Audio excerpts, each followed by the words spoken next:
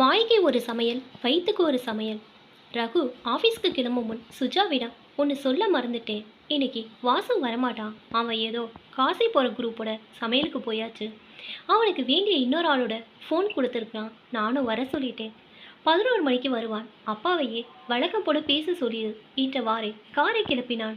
வழக்கம் போல ஈற்று சொல்லும் போதே அவன் முகத்தில் ஒரு கிண்டல் சிரிப்பு. உள்ள கூடத்தில் சுந்தரேசன் ஊஞ்சலில் உட்கார்ந்து படும் மருமகளின் வாயை கிண்டி கொண்டிருந்தான். என்னமோ இனிமே அரஸ்காம மார்க்க முறையை ஒழிக்க போறதாமே. அப்ப இனிமே என் பேரு உன்கிட்ட இருந்து தப்பிச்சிடுவான் இல்லையா? சுஜா ரோசத்தோடு திரும்பி, மாமா காலங்காத்தாலே வேண்டாம். உங்க காலம் மாதிரி எஸ்எல்சி ஃபெயில் ஆனால் கூட உத்தியோகம் கிடைக்கிற காலமா இது? ஏன் உங்கள் பையன்கிட்ட இதெல்லாம் சொல்கிறது தானே?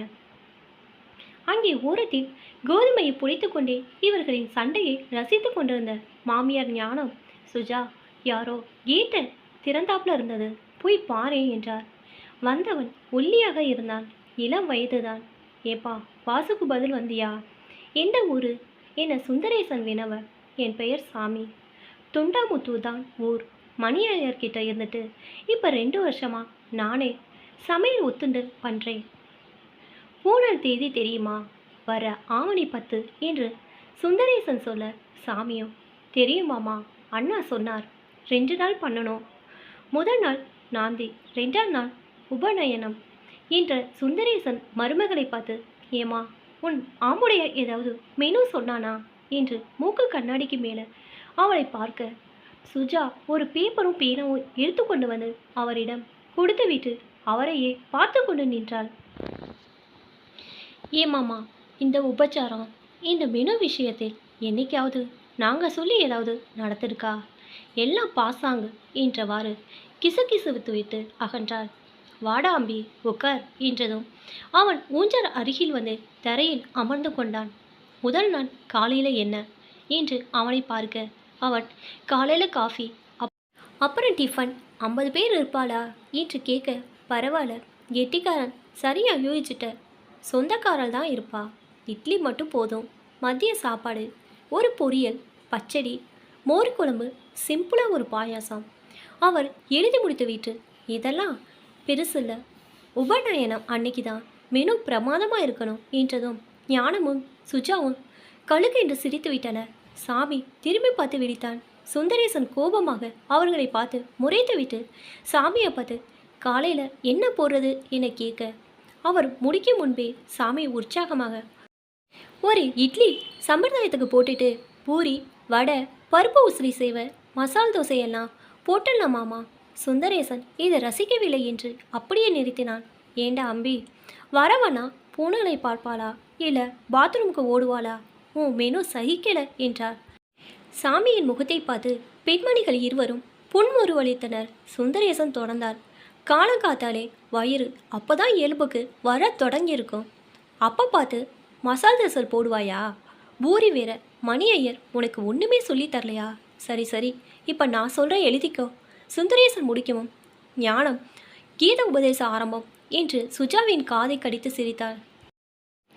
இட்லி ஒரு இலைக்கு குறைந்தது 4 இருக்கணும். கூடவே தேங்காய் சட்னி, தொட்டுக்க சாம்பார் வேணா இருக்கட்டும். பருப்பை கொட்டி வைக்காத, பேருக்கு பருப்பு இருந்தால் போகிறோம்.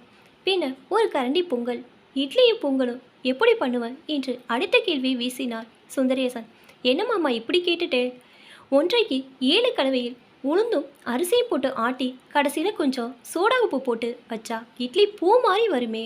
அதே போல் பொங்கலை வழக்கமாக போடுற அரிசியும் பருப்பும் போட்டு வெந்ததும் மிளகு சீரகம் எல்லாம் போட்டு கடைசியில் மேலுக்கு டால்ட்டா விட்டு இறக்கினா, சாமி முடிப்பதற்குள் சுந்தரேசன் இடைமறித்தார். சனியனே சனியனே, சோடா உப்பாம் டால்ட்டாவாம். அம்பி, கோயம்புத்தூரில் நீங்கள் எல்லாம் ஒரே மாதிரி பேசுகிற. சோடா உப்பு போட்டால் ஒரு இட்லிக்கு மேல் இறங்காது. டால்ட்டா போட்டால் 4 மணி நேரத்துக்கு வயிற்று அமுக்கும். இட்லிக்கு 2க்கு 7 போட்டு செய். கொஞ்சம் ஆமணக்கு விதையை போடு, பூ மாதிரி வரும். டால்டாவுக்கு பதில் 1/4 கரண்டி நெய்யை ஊற்றி பிரட்டு. அப்புறம் பாரு. சாமி இப்போது புதிதாக கேள்வி ஒன்று போட்டான். எண்ணெயெல்லாம் ரீஃபண்ட் ஆயில் தானே? இப்போது பெண்மணிகள் இருவரும் வாய்விட்டே சிரித்து விட்டனர். சுந்தரேசன் ஐயர் இப்போது நன்றாகவே அவர்களை முறைத்துவிட்டு, எனக்காகவே இந்த மெனு, ஏதோ சொந்த பந்தம் வரப்ப வயிறு வாழ்த்துற மாதிரி இருக்கட்டுமேன்னு சொன்னேன். எதுக்கு சிரிக்கிறேன் என்று சீறினார் ஞானம். சுஜாவை ஓரக்கண்ணால் பார்த்து நல்லா மாட்டின்றான் என்று விட்டு அடக்கி சிரித்தாள். சுந்தரேசனை இப்போது அவனை பார்த்து இங்கே என் கூட வா என்று சமையல் உள்ளுனுள் அழைத்து சென்றார். மேலே பார் என்று எக்ஸாஸ்ட் மின் விசிறியை காட்டினார். இது மாட்டினது முதல் இந்த மாதிரியே இருக்கு என்று விட்டு அப்படியே அங்கே பார் என்று பக்கத்து வீட்டு சமையலரை புகை துவாரத்தை காட்டினார். எப்படி இருக்காது என்று கேட்க, என்ன பிசுக்கு தொங்குறது மாமா என்று சாமி இப்போது அடக்கமாக பதில் சொன்னான். இப்போது அவனுக்கு அவர் மேல் ஒரு தனி மரியாதை வந்திருந்தது. இப்படி ரீஃபண்ட் ஆயில் சாப்பிட்றவ வயிற்றுல அல்லவா தொங்குமா, அதை நம்ம தொடலாமா என்று சுந்தரேசையன் வெற்றியுடன் அவனை பார்க்க, அவன் இப்போது சற்று தெளிவாக, அப்பா நீங்கள் வீட்டில் என்ன போடுறேன் என்று ஆர்வமாக கேட்க, கடனாயம் தாண்டா அம்பி, ஆயிரக்கணக்கான வருஷம் அதை அல்லவா சாப்பிட்டோம், இப்போ என்னடாண்டா ரீஃபண்ட் ஆயில கொலஸ்ட்ரால் அப்படின்னு கதை கட்டுறா. இப்போது சாமி கவனமாகிவிட்டான். இப்போது பாயாசத்தை பற்றி பேசு. நன்னா மில்க் மேட் போட்டு அடை பிரதமன் போட்டுடலாமா என்று விட்டு மாமாவை பார்க்க, அவரோ முன்னை விட அதிகமாக கோபமாகி, நோக்கு சயின்ஸ் கூட தெரியலடா என்று விட்டு மேலே சொல்லும் முன் சுஜாவை பார்க்க, கீழே அவர்கள் இருவரும் வாயை பொத்தி கொண்டு சிரித்து கொண்டிருந்தனர். அவர் இப்போது விரைப்பாகி பாலும் தானியமும் சீர கூடவே கூடாதுங்க அப்படிங்கிறது ஆயுர்வேத விதி. பாலை போய் அரிசியோட கலக்கிறியே என சொல்ல, அவன் அப்போ பாயசத்துக்கு எதை தான் போடுறது என்று அப்பாவியாய் கேட்டான். மாமா தேங்காய் பாலை போட்டுடுறா, அசத்தி போடலாம் என்று சொல்ல, அவனோ தேங்காய் பாலா, நேரம், செலவு கூலி இதெல்லாம் என்று இழுத்தான். இப்போ சுஜா, செலவெல்லாம் மாமா பார்க்க மாட்டார், மகன் கை நிறைய சம்பாதிக்கிறார், இதுக்கெல்லாமா கணக்கு என்று விட்டு ஐயரின் முகத்தை பார்க்க, அவர் சாமியை பார்த்து விட்டு, கேட்டுக்கூட அம்பி அவளே சொல்லிட்டா, பின்ன நானா என்ன சொல்ல என்று இருவரை பார்த்து முகத்தை கோணினார். நாந்தி அன்னைக்கு சாயங்காலத்துக்கு அல்வாவும் பக்காடாவும் காஃபி போட்ட இல்லையா சாமி, எதிரையாவது வெற்றி அடையலாம் என்று பார்த்தான். மாமாவோ கூடாது கூடாது, சாயங்காலம் எண்ணெய் பதார்த்தமா, அது பிரதோஷ காலடாம்பி, மத்தியானம் விருந்து நன்னா சிரிச்சு 4 மணி நேரம் ஆனதுக்கு அப்புறமா ஒரு ஃப்ரூட் சாலட் பண்ணிடு. ஆவணியில் ஆப்பிளும் கொய்யாவும் ஆரஞ்சும் திராட்சையும் கிடைக்கும், நறுக்கி தேன் கலந்து கொடு. சற்று நேரத்துக்கு பிறகு சாமி மெனுவையும் அட்வான்ஸையும் வாங்கி கொண்டு போனான். பாவனா இவன், இன்னைக்கு இவ்வளோ உபதேசம், உபநயன தண்ணிக்கு இன்னும் எவ்வளோ வாங்குவானோ என்று விட்டு யானை சிரிக்க, மாமாவோ உங்களுக்கெல்லாம் விவசாயே கிடையாது, கிடைத்ததை முழுங்கிட்டு பின்னால் டாக்டருக்கு ஓடுவேன், வேணா பாரு சாமி எப்படி அசத்த போறான்ட்டு என்று எதையோ நினைத்து புன்னகைத்தார். சொன்ன மாதிரியே சாமி அசைத்து விட்டான். சுந்தரேச ஐயர் சமையலர் முழுதும் டால்டாவோ சோடாவோப்போ மறைத்து வைக்கப்பட்டிருக்கதா என்று அவ்வப்பொழுது தேடினார். பைய உண்மையாக தான் இருக்கிறான் என்று உணர்ந்து ஆனந்தப்பட்டார். உபநயனம் வெற்றிகரமாக நடந்தது. எல்லாரும் உறவினர் ஆனதால் 2ஆம் நாள் மதிய விருந்துக்கு பிறகு புறப்பட்டார்கள். முந்தைய நாளிருந்தே எல்லாரும் சமையலை புகழ்ந்த வண்ணம் இருந்தனர். டே சுந்தரேசா, நன்னா தான் சாப்பிட்டேன், ஆனாலும் வயிறு லேசாக இருக்குடா, கசகசன்னு போடாமல் குறைஞ்ச ஐட்டம் தான், ஆனால் வயிற்றுக்கு சுகமாக இருக்குடா. இது மாதிரி பல புகழ்ச்சிகள் சுந்தரேசனும் நாளைக்கு வரைக்கும் இருப்ப, அப்புறம் சொல்லு என்று இன்னும் பெருமிதமாக சொல்லி கொண்டார். சம்மந்தி விடைபெறும் போது உபநயனம் அமர்கலம் வாத்தியாரும் நிதானமாக சொன்னார். உபசரிப்பும் பிரமாதம், அப்புறம் விருந்து ஏவன், யாரும் வேணும் நீங்கள் தானா, ஜமால்ச்சிட்ட போங்க என சிலாய்க்கித்தார்.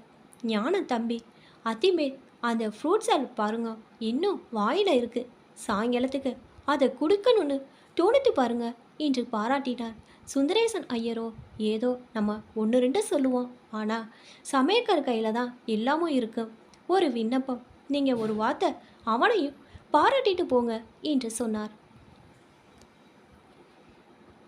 எல்லாரும் போன பிறகு சாமி மெல்ல வந்தான். மாமா சொல்லிட்டு போக வந்தேன், எல்லா ஐடியாவும் உங்களோடது, ஆனால் எல்லோரும் என்ன பாராட்டிட்டு போகிறா, 4 கல்யாணம் எனக்கு இங்கேயே புக் ஆயிடுச்சு மாமா, எல்லாம் உங்களால் தான், நாக்குக்கு மட்டும் சமைக்க போட்ட எனக்கு வயிற்றுக்காகவும் எப்படி சமைக்கிறதுன்னு சொல்லி கொடுத்தது நீங்கள் தான் என்றபடி ஐயரின் காலை தொட, ஐயரோ கண் கலங்கி, டே டே நான் என்னடா பண்ணேன், வெறும் வாய் வார்த்தை, நீ தாண்டா அடுப்படியே வெந்து இவாளுக்கெல்லாம் பண்ணின, உனக்கு தான் எல்லா பெருமையும், போகிற இடத்துல பேரை காப்பாற்று என்று அனுப்பி வைத்தார். ஞானமும் சுஜாவும் இப்போது ஐயரை பெருமையோடு பார்த்தனர்.